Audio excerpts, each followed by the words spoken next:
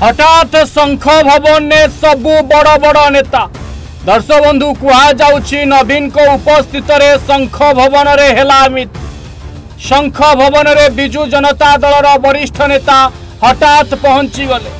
शंख भवन रे पहुंचिले प्रथमे प्रताप जेना, देवी मिश्र, संजय दास वर्मा, शारदा प्रसाद नायक। दर्शक बंधु एमिति बड़ बड़ नेता हठात शंख भवन रे पशि गले। आउ यहाँ पर चर्चा है जे नुआपड़ा निर्वाचन मुंड उपरे आउ जहाँ को नहीं स्नेहांगिनी छुरिया बीजेडी निजर प्रार्थी करिछि। आउ यारी भितरे शंख भवन रे जतबे बिजु जनता दल वरिष्ठ नेता माने पहुंचिले आउ सेमानंक भितरे बैठक चलिला।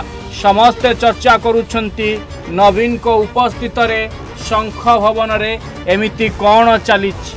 दर्शक बंधु जेतेबेले समस्ते नुआपड़ा को जाई सारिलेनी, सबु दलर नेता कर्मी माने नुआपड़ा रे डेरा पकाई सेतेबेले हठात शंख भवन रे गोटे गोटे बड़ गाड़ी पशिला।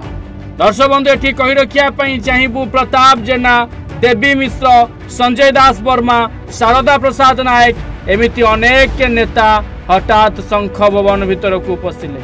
आउ एबे तांकर मीटिंग चलीछि बा बैठक बसिछि। आ बैठक रे कोन निष्पत्ति निया जाउछि ता उपरे समस्तक नजर रहिछि।